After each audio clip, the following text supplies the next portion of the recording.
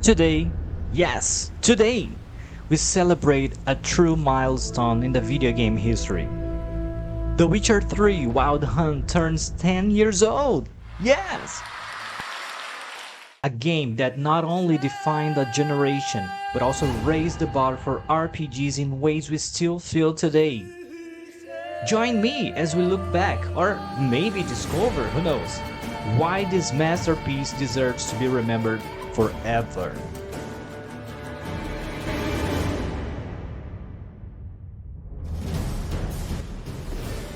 The Witcher 3 was released on May 19, 2015, developed by CD Projekt Red. From the very beginning, it was praised by both critics and players, and for good reason. It marked the final chapter in the journey of Geralt of Rivia, the legendary monster hunting witcher. As Geralt, we embark on a deeply personal quest to find Ciri, his adopted daughter, who is being hunted by the terrifying Wild Hunt. I remember stepping into White Orchard for the first time thinking, wow, this map is huge! As I walked past scorched villages, grieving families, and a battlefield littered with corpses. Little did I know that this was basically a tutorial map preparing me for the vastness that was yet to come. That, ladies and gentlemen, was just the beginning. The story is mature, profound, and full of moral dilemmas. Everything is ambiguous, complex, and morally challenging.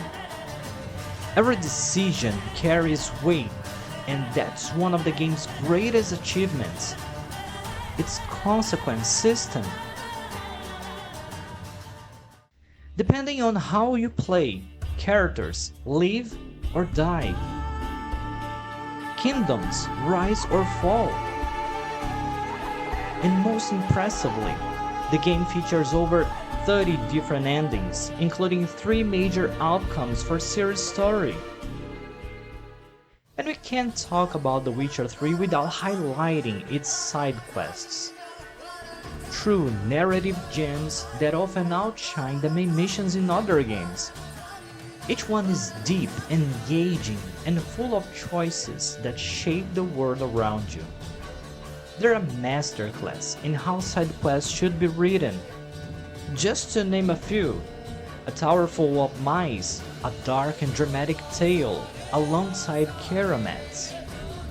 Into the Eternal Fire's Shadow, added later to celebrate the Netflix series, throws you into a morally complex investigation.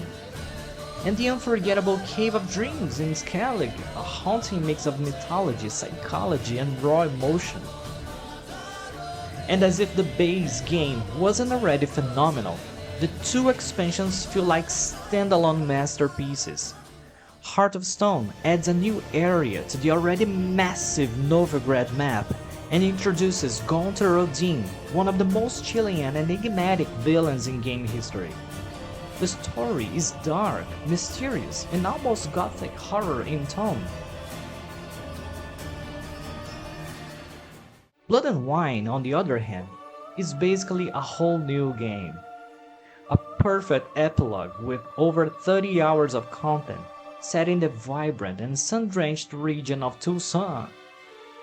It closes Geralt's story with elegance, even offering him a rare peaceful ending in an otherwise brutal world. Gameplay, already solid in 2015, still holds up beautifully, especially with the next-gen update. Combat is fluid, Geralt's magic signs are satisfying to use, and the alchemy and preparation systems are rich and rewarding. Even a decade later, the graphics impress, the environments are detailed, the lighting is gorgeous, and the open world design is intuitive and never bloated with repetitive markers. Almost every mission carries emotional or narrative weight. And the world building? It's in a league of its own, from dense forests to the snowy peaks of Skellig, every corner on The Witcher 3 pulls you deeper into the dark, magical universe inspired by the Andrei Sapkowski books. The soundtrack? Flawless. The battle themes, folk-inspired choruses, and emotional character motives, like Ciri's or Yennefer's, stay with you long after you turn off your console or PC.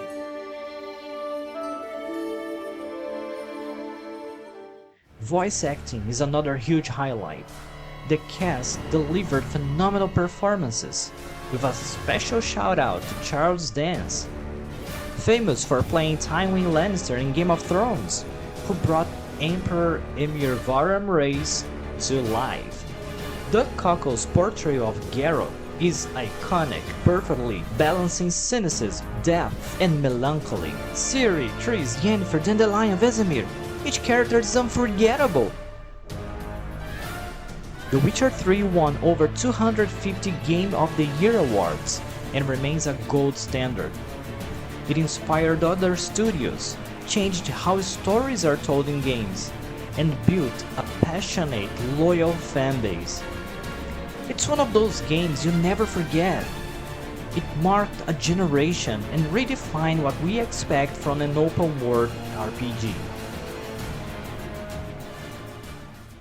Congratulations to CD Projekt Red for crafting this masterpiece.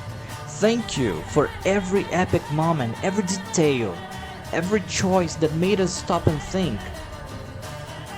If you've never played it, do yourself a favor and play it. And if you have played, well, you know it's worth revisiting.